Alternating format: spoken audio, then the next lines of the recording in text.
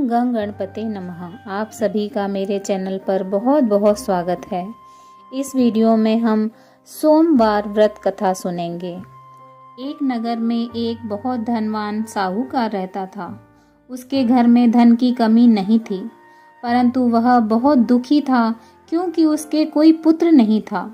वह इसी चिंता में दिन रात दुखी रहता था। पुत्र की कामना के लिए वह प्रत्येक सोमवार शिव जी का व्रत और पूजन किया करता था तथा सायकाल में मंदिर जाकर शिव जी के सामने दीपक जलाया करता था। उसके इस भक्ति भाव को देखकर एक समय माता पार्वती ने भगवान शिव जी से कहा, हे प्रभु, यह साहूकार आपका अनन्य भक्त है। सदैव आपका व्रत और पूजन बड़ी श्रद्धा के साथ करता है। आपको इसकी मनोकामना पूर्ण करनी चाहिए। भगवान शिव जी ने कहा, हे पार्वती, यह संसार कर्म क्षेत्र है। किसान खेत में जैसा बीज बोता है वैसी ही फसल काटता है। उसी तरह मनुष्य इस संसार में जैसा कर्म करते हैं वैसा ही फल भोगते हैं।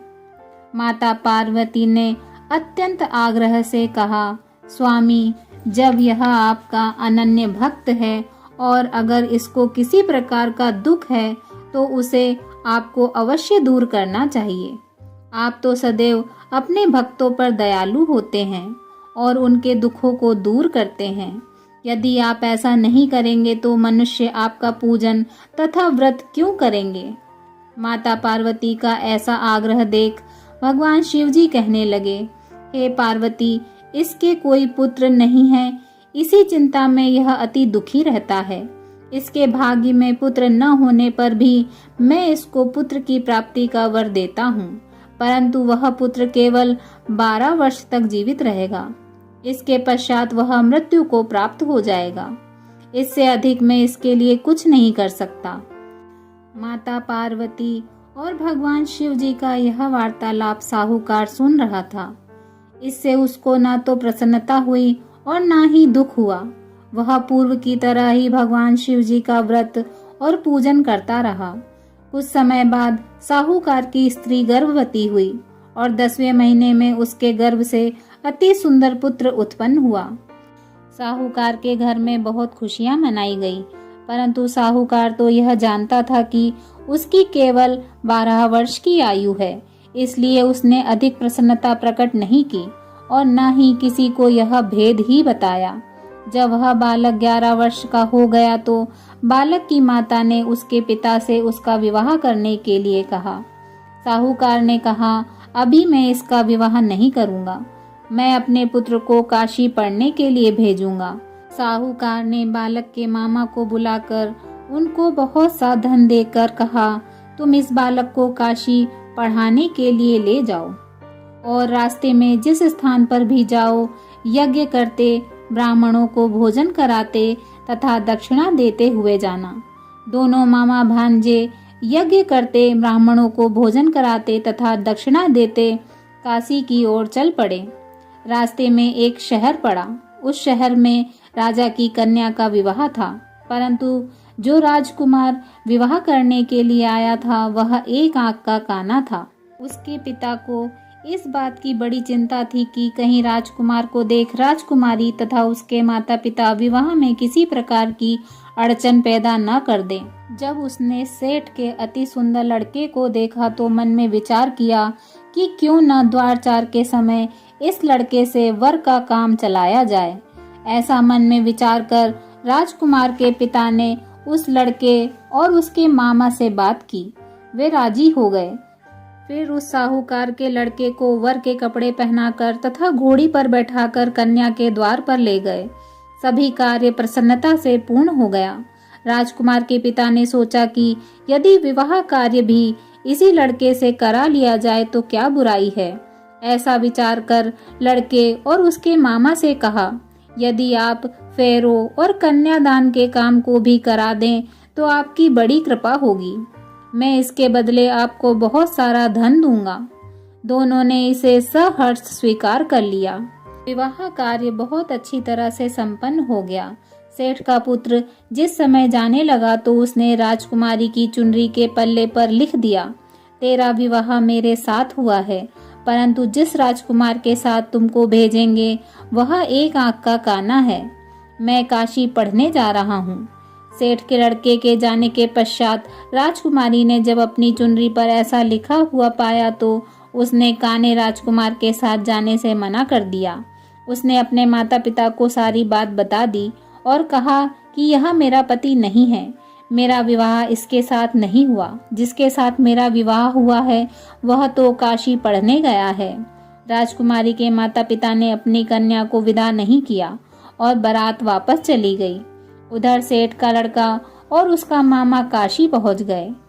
वहां जाकर उन्होंने यज्ञ करना और लड़के ने पढ़ना शुरू कर दिया। जब लड़के की आयु 12 साल की हो गई, उस दिन उन्होंने यज्ञ रचा रखा था। लड़के ने अपने मामा से कहा, मामा जी आज मेरी तबीयत कुछ ठीक नहीं है। मामा ने कहा, अंदर जाकर सो जाओ।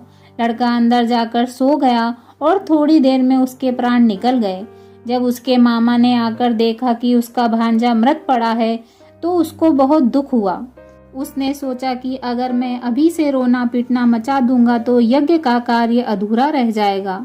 अतः उसने जल्दी से यज्ञ का कार्य समाप्त करवाकर ब्राह्मणों के जाने के बाद रोना पीटना शुरू कर दिया।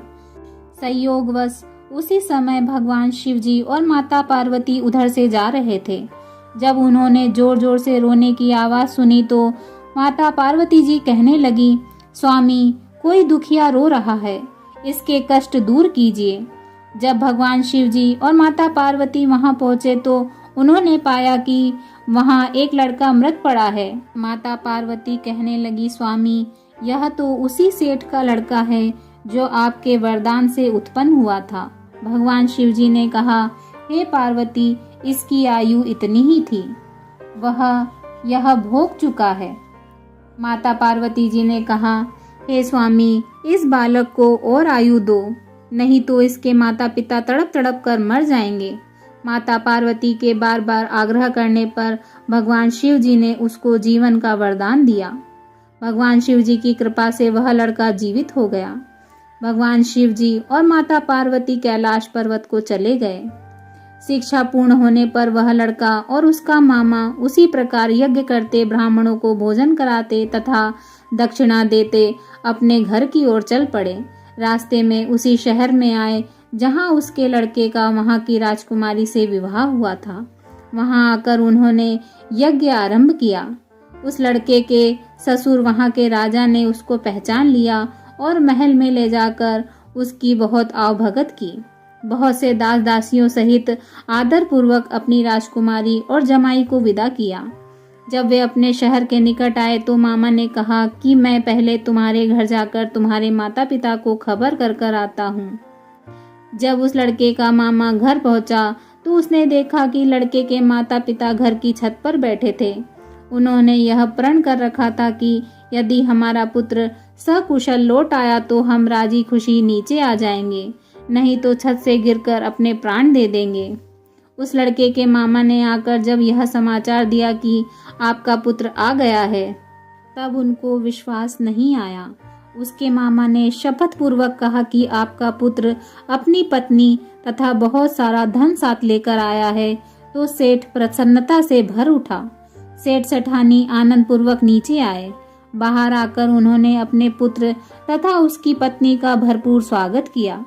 सभी प्रसन्नता के साथ रहने लगे। जो कोई सोमवार के व्रत को धारण करता है अथवा इस कथा को पढ़ता या सुनता है, उसके सब दुख दूर होकर उसकी समस्त मनोकामनाएं पूर्ण होती हैं तथा इस लोक में नाना प्रकार के सुख भोग कर अंत में सदाशिव के लोक को प्राप्त होता है। बोलिए भगवान भोलेनाथ की जय। ओम नमः पार्वती पते हर हर महादेव।